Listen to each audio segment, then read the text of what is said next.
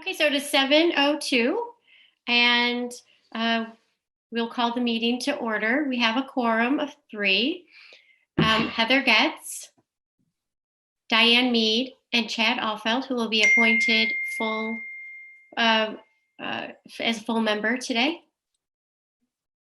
And our first application is application number 2105 of Andrew and Heidi Golden, owner, for a certificate of appropriateness to install solar panels on the south-facing roof of the barn garage at the property located at 57 East Wetuck Street. Hello. Hi. So I think we've all had the opportunity to look through the application. Would you like to tell us a little more about the project first? Absolutely, and I apologize if you're hearing we have a dog under the table who's whining quite a bit. And, I'm going to put him outside. I'm just going to. well, he's going to bark. I'll put him in the other room. So we submitted a letter that I think is part of the application that describes the project, but it is 39 solar panels that are designed to produce 15,643 kilowatts, which would offset our current energy use by about 71%. This is something that's very, in addition to the savings, it's very dear to our heart from a passion project in terms of trying to live in a sustainable way.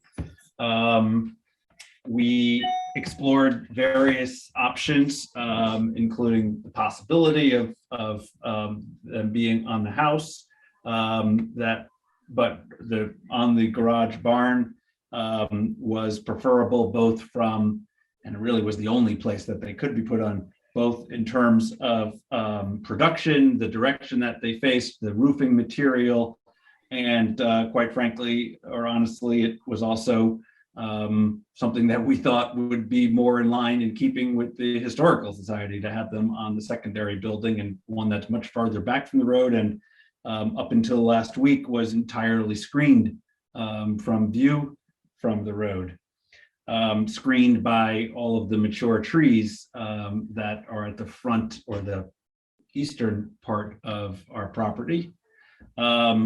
We did have an unexpected event last week. We had a large river birch tree that is between our driveway and the house that had some damage against the house, and an arborist highly recommended that that be removed to prevent further damage to the house, which we agreed to without realizing how much screening that particular tree was providing to the south-facing part of the barn from one narrow sort of vantage point. I mean, we have a long property and it's still blocked from all parts of the property, with the exception if you're right opposite the driveway. If you're looking up the driveway, that tree provided full screening before, and now it's basically exposed. That's the only place where you would be able to see it, is from that one angle. During the time of full foliage, of course. We do note, I didn't put this in the letter, that the barn, which is historical, from 150 or so years old, but the roof itself has already been modernized probably multiple times, but we know most recently only 10 years ago with modern architectural shingles. So we're not changing, we're not covering part of the true historical parts of the facade, which are still very much in place and which we love very much. And so it still shows, its actual vintage, and we've actually brought it back to its use. We've got some animals and we've restored using the horse paddocks that are inside for the small animals that we have. There's not going to be any visible wiring involved. These panels have what's called micro inverters, so every panel has a small inverter attached to the back of it, and then that's going to go channeled there will be one conduit coming down the east face of the barn, which is totally screened from the house.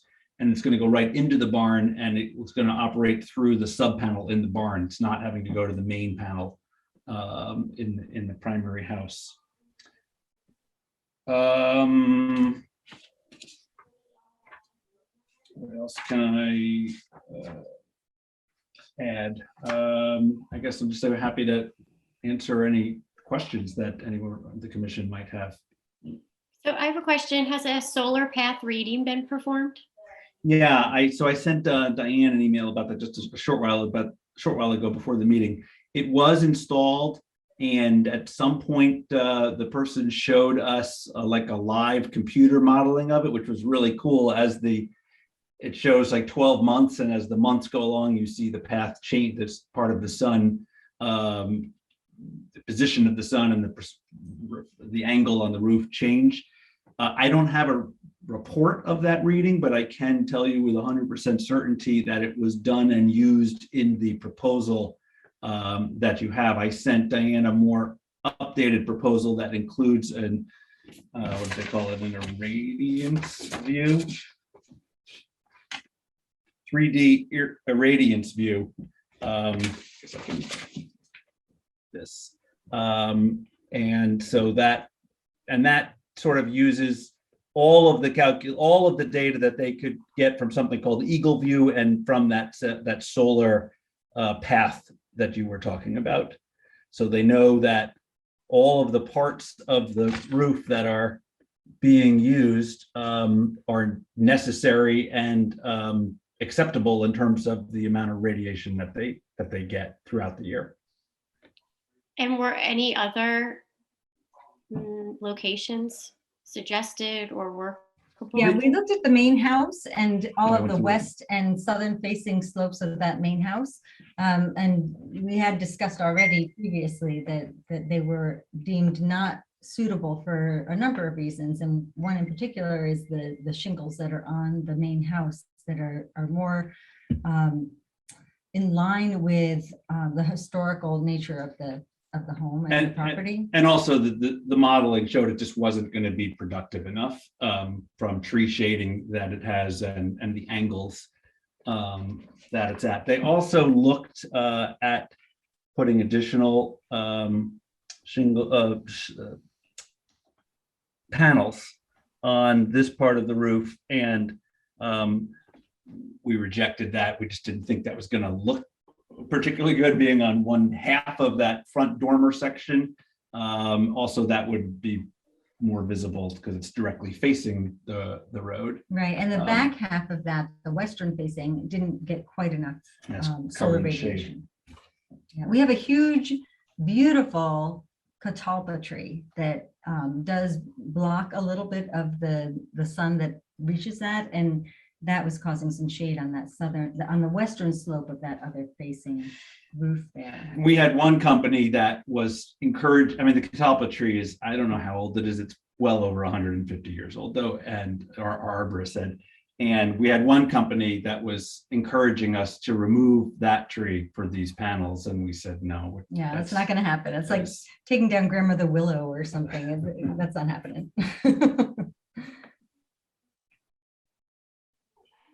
But so, I mean, the answer is this was the only, between the house and the garage barn, this was the only roof that was available that could accommodate a system that would possibly make sense. Had you explored any other options on the property for solar panels besides on structures? We did talk about the possibility of a ground structure out in the field in the back. We were told that would be cost prohibitive because there's the additional cost of having to put those structures in place so that are large enough to accommodate enough panels, and then the trenching that would be involved in those. And also we're using that area closest to the barn. We've got a paddock out there right now for 2 sheep that we have. So it would have to be far out into the field.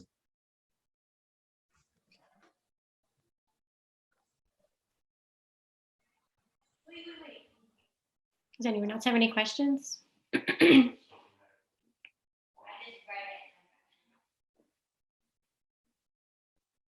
No? Diane, Chad, no questions? And no, I think they've addressed all the issues that what Chad just asked was my question about any other alternate sites. So Yeah, I was quite curious about that as well.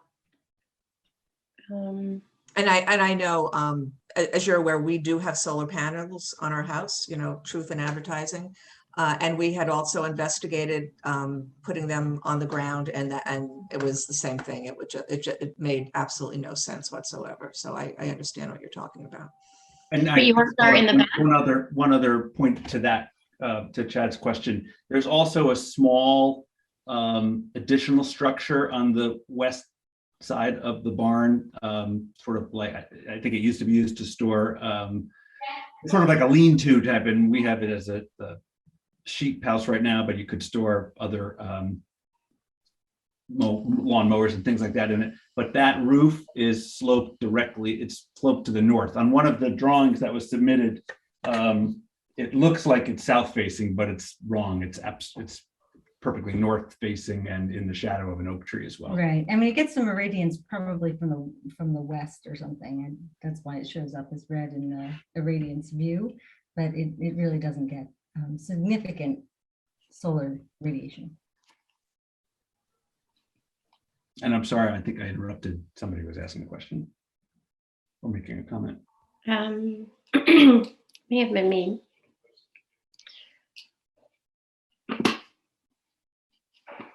So would you consider getting a, a solar panel reading done to kind of justify the location and have that added to the file? I reached out to our person who was doing it about 2 hours ago when I saw that question, and I had hoped to get something in time, but I don't know what they have in terms. I mean, I know they did this test as part of what they were doing. I don't know what you'd want. I mean, I'm happy to ask him for whatever documentation he can provide of that data.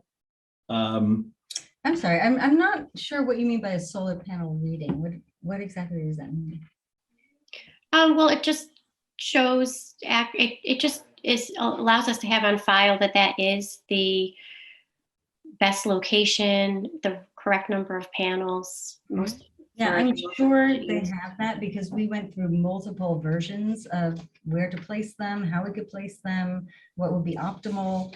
And this is the configuration that we came up with. So I know they have that data available, and we can certainly share it with you. Hang on. Lord, do you have the ability to share the document that I emailed you about an hour ago? Because it has this 3D irradiance view that was not on the original submission. But this doesn't show the alternate configurations that we looked at. And we looked at multiple configurations. I think whatever you sent me was the same documentation that I had previous to it. Unfortunately, I am unable to access my email off the computer I am currently using. Well, it had one page that I only included this solar design page because I was using it just to show the placement of the panels on the barn.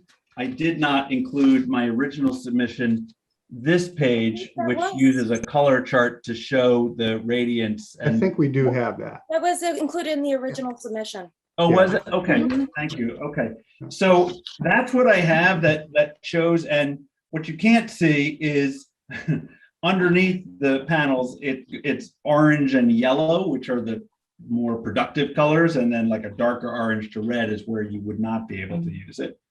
And then there was another version that had some yellow, this one that would had some yellow lines, and those are areas that you can't put it because there's not enough room from where there's overhangs. Or for drainage reasons or other reasons. So, in the model that they used to build these the best configuration models. They put in, LiDAR, which I asked to see the data points that they used, and it all looked good to me. They also used, the solar irradiance, and they showed through time how the sun shifts and where that falls. And Sounds like they did do the study, they just didn't provide the report. That's accurate. yeah, So I think, Heather, maybe, before we ask for further information, if you've gotten a proposal, they've probably have done some of that. I don't know if we would want to know what the output is, et cetera, but I think, and I'm not sure, again, I sort of forget when the right time is to make comments. Certainly we can ask questions, but Heather, if it's appropriate, I can make a couple comments at this time. Okay, we can close the forum if we do not have any, we can close the application or the discussion if we do not have any further questions, but we should keep it open. If your comments perhaps may drive further questions, then maybe we keep it up through your comments. Okay, so why don't I just sort of address some comments? I think sort of absolutely appreciate, right, the desire to be involved with sort of clean energy. I know with our house, we did explore radiant heat in the house, and we also explored geothermal, both with vertical wells and horizontal wells. And I think we did that maybe just a tad early before it was sort of done regularly. We had a hard time finding good vendors for it. So ultimately weren't able to accomplish it. But I think as it relates to a project like this, one I would say as it relates to the trees, the Historic District Commission really can't take into account landscaping, whether it's bushes, trees, et cetera, and the visibility, because those can always come down. So unfortunately, we can't really take that into account. And having said that, I think, my experience is the barn is visible from the road. And that side of the barn is particularly the most visible from the road. But I believe in terms of what the Historic District Commission's responsibilities are, is that it is to maintain the character of these buildings, and architectural shingles being on it, while that's not a historic material, it was used to maintain the historic character of the building. Diane, I suspect your panels are in the back of the house, completely not visible from the road. And so my view is I don't know how we could, quite frankly, approve solar panels on a visible roof structure on the street. And I don't know if solar panels elsewhere on the property would be appropriate. And I understand, homeowners have to take into account costs, et cetera. But again, when we think about if a window is vinyl or wood, or, they're cheaper or more expensive materials, we can't really make our decision based upon the cost of the materials or the cost of the project and those alternatives. So those are my comments. Yeah, and Chad, just an answer to you. Yes, you can't see most of our solar panels. We do have hot water that are actually on the main house that if you look closely, you can see. And we did get Historic District approval for that. But I think we also have to be cognizant, even though we are in an historic district and we want to maintain the character, we also have to be aware of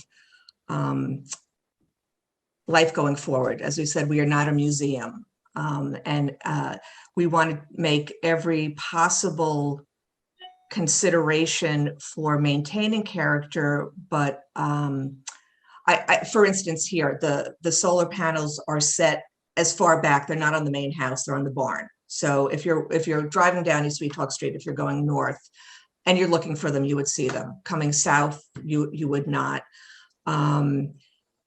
Putting them, I had the same question, could you put them out in the field, which you would not see, but obviously that's not a consideration. And having gone through that same question, I understand what the information that they've received. So I think we have to balance being in kind of the 21st century and propagating being environmentally aware. and being supportive of that. I think if it were on the main house, I would have a much different view on this. But I think we have to be careful about where we're going with this. And I know from and Laura, you might have more information on this, what the standards are for putting solar panels in a historic district. So included in the staff report, I included an excerpt from the statute that has some information about what should be considered when debating for solar panels, because it is under what they consider the considerations, and that they shouldn't be denied unless it really detracts from the historical character. I don't know if someone has that.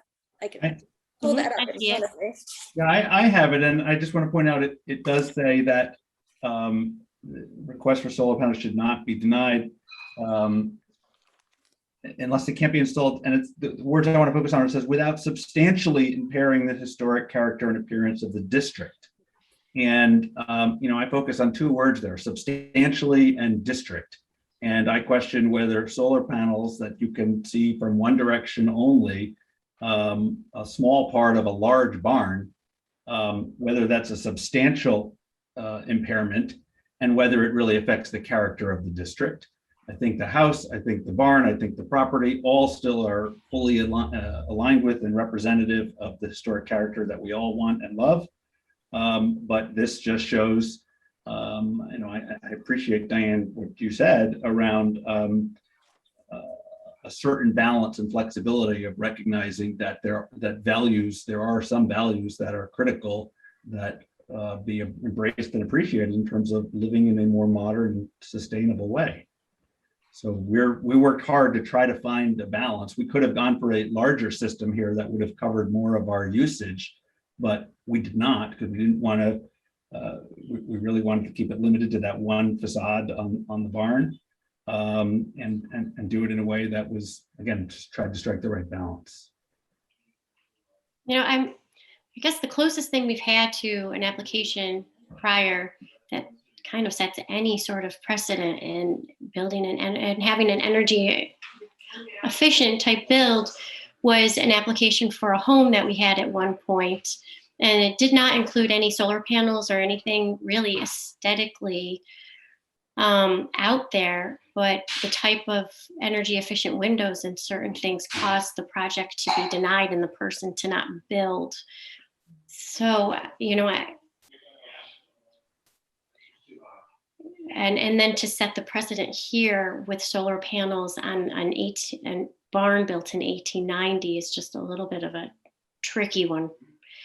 Yeah, I think, Diane, I appreciate the comments, but to me, this is pretty significant. I don't think that's it's insubstantial. And the fact that a sight line is from one side and not another, there's a clear sight line to the barn. It's clearly visible. That is a significant square footage area, I believe. And I think you addressed the question. I mean, if it was on the back of the house, that to me potentially is out of the purview of the historic district if it is not at all visible, or could be shown to not be visible. And that aspect of the house rear facing east is south and east as well. But to me, the barn is clearly historic character. Solar panels, to me, clearly confront that, and is very extraordinarily visible. Even on my own house, a skylight was denied, as an example, on this structure at one point. And as you said, Heather, we've certainly had energy saving materials regularly come before the district. That is a question of materials and character that are the reason why, unfortunately, they don't get approved. Heidi and Andrew, did you look at the west side of the house, which is facing away from the street? That's what I meant, Dan. Yeah, there's a small lower roof. It's just covers up the mudroom, and only half of it, only the the western half of that is western facing because it's a pitched roof. It was so small that it wouldn't really do anything. There was only a few panels that could go up there. Again, this was really, we went through every part of house, the barn. This was really the only section that was doable or viable. And I just keep going back to this statute and that talks about no application for appropriateness for an exterior architectural feature such as solar energy system designed for utilization of renewable resources shall be denied unless the commission finds that the feature cannot be installed without substantially impairing the historical character and the appearance of the district. And I'm appreciative, Chad, And that's what I'm saying. I think it is substantial. But I just think this shows, the statute itself shows a clear public policy that really is urging, if not directing, commissions to be open-minded to, and I'm not saying you're not being open-minded, but they encouraging leaning in this direction. Right, the use of renewables over fossil fuels, I think, is critical for. Yeah, look, we don't need to discuss or debate that. I completely 100% supportive.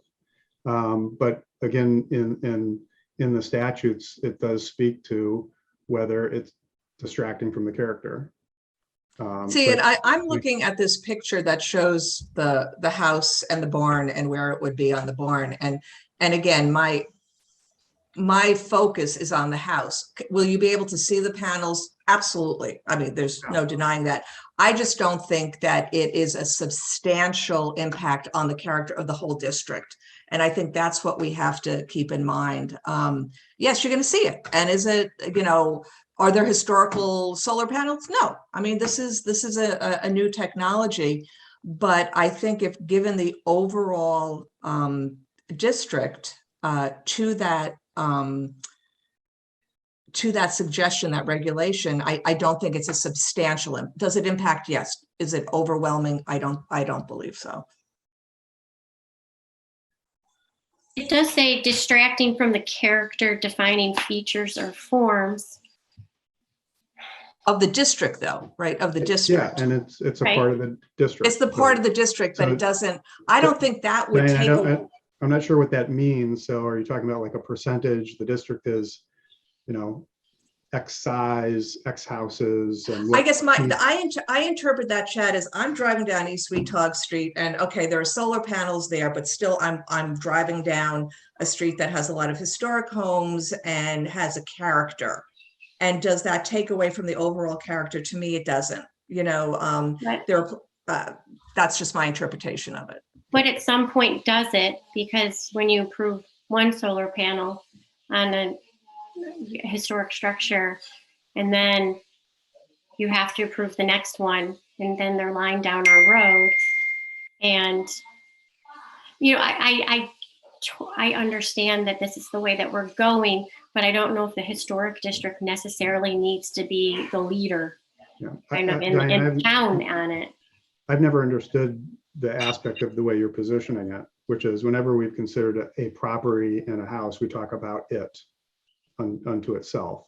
We talk about a door, a window, a copper flashing, a feature, right? We're talking about the structure itself. And that's whether it's a barn in the field, right? Or whether it's a pool that's behind the house. If it's visible, it's within the purview of the historic district. We're talking about the appropriateness of the visible structures as it relates to the character of the houses in the district. But I think it's it's a little different, Chad, because these guidelines are not talking about, I understand what you're saying when we're looking at one specific structure, but this is the impact on the district as a whole.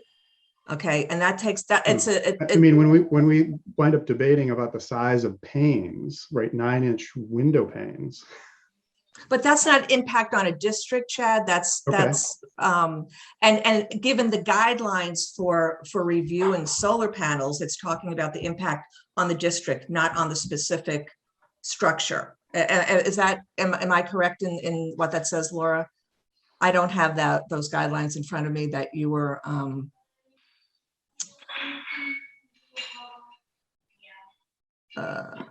where is it? It's on the last page of the application that Laura forwarded on the meeting request, or the meeting invite, excuse me. So straight from your handbook, it does mention, actually, it's very interesting, you mentioned skylights, Chad, because it does actually mention them and bring it up, that any visible temporary or permanent additions to the dwelling, accessory building or site, whether structural or technological, and it includes solar panels, require a certificate of appropriateness. It does also further goes on to say, when adding new features such as skylights, dormers, satellite dishes, or solar collectors, consider placing them out of view from the public way to avoid covering, removing, or distracting from the character defining features or forms. For example, skylights of the flat variety placed at the rear of the home. It gives you, both the statute and your handbook give the commission the room for interpretation on how you choose to see it.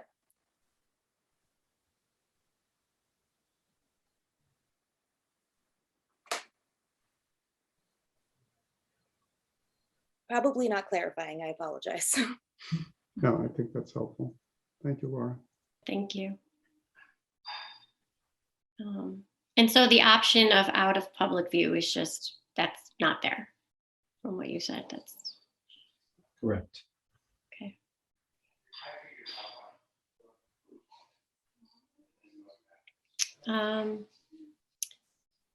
Okay, so do we want to close the discussion?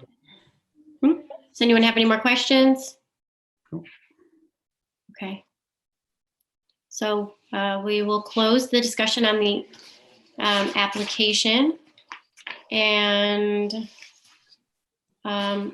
we will move on to discussion and action amongst the board. So I'm not sure, Heather, Diane, if there's anything else for us to sort of confer on.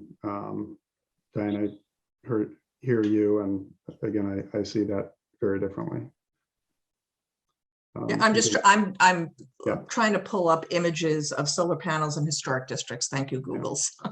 But you know, in considering everything that I've seen in the last 25 years here, and been an applicant several times and sat in on many of these meetings, I can't imagine how we could approve this, given the things that have been denied repeatedly, that relate to, again, the amount of area here, the visibility from the road. And it hasn't been about, well, that structure is behind the house. We've definitely opined on any structure that's visible, regardless of its position on the property. And it's just a very substantial surface area on the structure. It clearly changes the character of a historic structure in the historic district. And I hear what you're saying, Chad, and I appreciate, because you've done so much with your own home. I'm just interpreting the guidelines, I guess, a little more liberally and differently. That's all.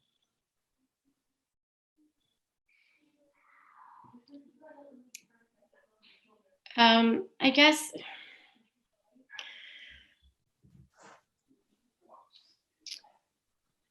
I am leaning with Chad in that I'm concerned about the precedent that it will set. We just had an application for a modern farmhouse that by the end it is a farmhouse because of, the modern aspect isn't even there. So I think the board, as Chad kind of said, it's, down to details on windows and things, and then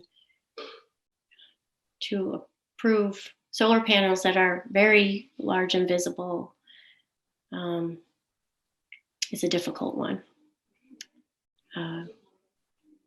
But that being said, I value personal property very much as well, and in that aspect of it. And so I'm not one who likes to deny applications. But that being said, I think I am leaning with Chad on this application. So I'm sorry, but the public hearing is closed. So unfortunately, the applicants can no longer speak.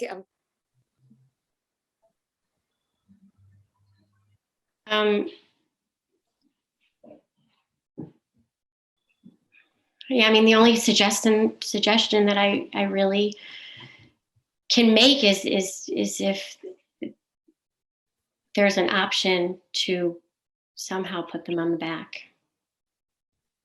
Yeah, I get, I don't know, Heather, that we should explore the alternative options,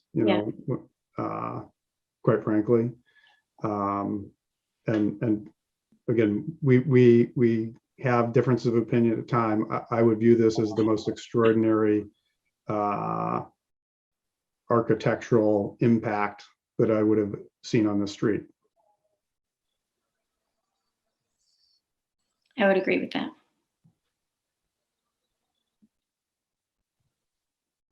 And we have, many times, have applicants come before us 3 times to try to figure out how to make something work within the district.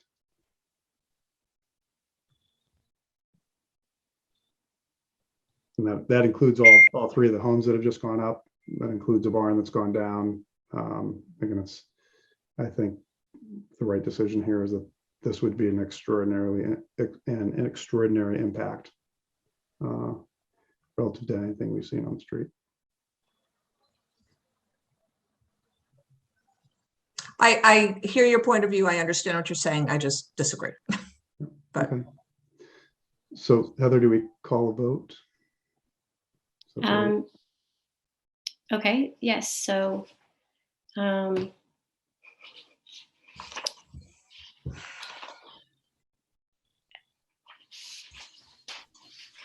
so we are voting to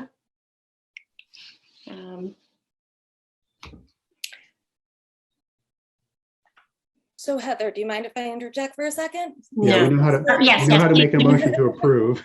Yeah, I know. That's where I'm getting a little lost. Diane probably has more experience You with this. always normally voice it in the affirmative, and then if your vote is no, you vote nay. Okay, that's what I was suspecting, but I didn't know if that put me as making that. So does Diane make the motion? Yes, that's what I was wondering. Given, you're just assuming, you're assuming what I'm going to say, Chad. okay, Yeah. all right. Okay. So, A motion to approve the application 21-05 of Andrew and Heidi Golden, owner for a certificate of appropriateness to install solar panels on the south-facing roof of the barn garage at the property located at 57 East Westock Street.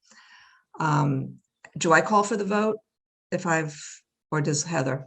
I think Heather. Heather? Hello? We lost you there Yeah, for a I second. think you have to call for the vote. Okay, I know I lost connection, so I didn't even hear you.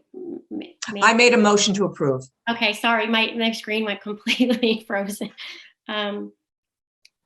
Okay, so I make a motion to vote. All in favor? All in favor, Aye. all against, or opposed? Opposed. Opposed. So the application 2105 for solar panels in this particular south-facing roof barn garage at the property of 57 East Weetock Street has been denied.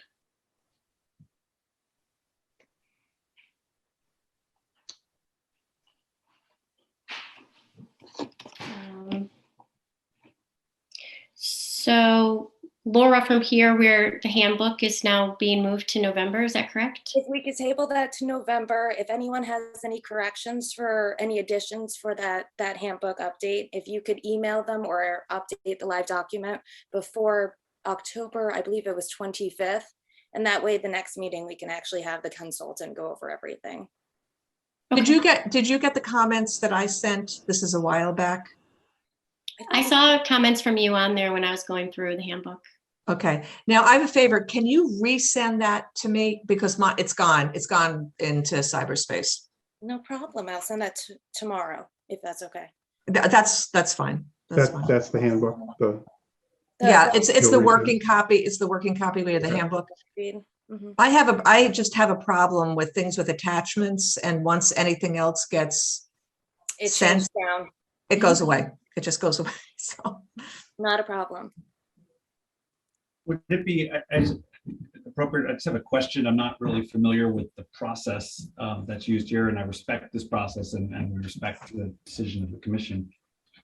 Is it appropriate to ask if there's a recommendation for thoughts about how it might be modified that would be given more consideration? For example, to still be on the roof, but a smaller array of panels? Or is the commission's thoughts right now that the roof, if it's on the roof and it's visible from the road, then the same decision is likely? Because there's just nowhere on the house. Laura, any guidance? I was gonna say, do you want me to give you a call tomorrow, Mr. Golden, and we can discuss? You're welcome to resubmit an application as long as it's not the exact same application that the commission has previously heard. But we can talk tomorrow if that's all right. Okay, that would be great, Laura. Yeah, Thank you. And I'll thank give you you to a the call. commission for your consideration. Thank you for your time. Thank you. Thank you. Okay, so from here, we have approval of the minutes from, Don't trust my dates on that. I just realized I gave you two wrong dates. I believe it's supposed to be June. I don't think the minutes attached in the Dropbox were the same dates that I put on the agenda. There should be two sets though. okay. You're behind. So the initial meeting of June 3rd, if that's correct, the only corrections that I saw was the spelling of Mr. Offeld's name. I didn't pick up anything else. I don't know if anyone else did. did Mr. Allfeld pick up on it? I don't know. Yep. I'm constantly like trying to find stuff. I'm like, where is it? Yeah. No, Mr. Allfeld did not. That's why you well, have. I did see it before, so maybe it's happened more than once. It might have. I apologize. Right. I think my autocorrect likes the new spelling. Okay. I will make. So did anyone else notice anything there? No.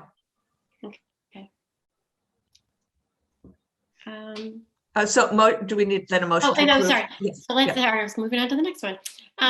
So I'd like to make a motion to approve the June 3rd minutes with the change of Mr. L. Ford to Mr. L. Fed throughout the minutes. Close enough. Second. Approved.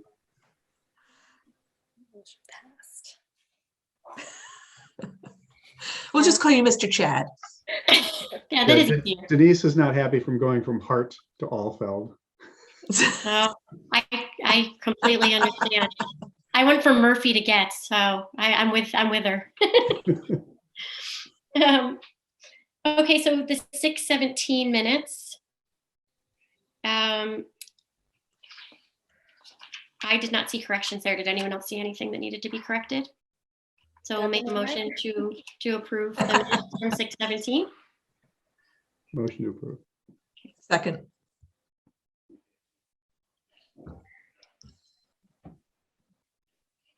All in favor? Aye. Aye. And I think with that, if we don't have anything else, the one thing, Laura, I think we need to address still is the positions, the voting positions. I know he had voted for me as chair, but I think we have vice chair and a secretary position that needs to be Do you allocated. want to put that on the next meeting? Okay, that would be great. Yeah, I know we were talking about when we had more members in attendance, so. Okay, yeah, that's perfect. And if there isn't anything else, I would like to make a motion to adjourn. Second, All in favor? Motion approved. aye. Aye.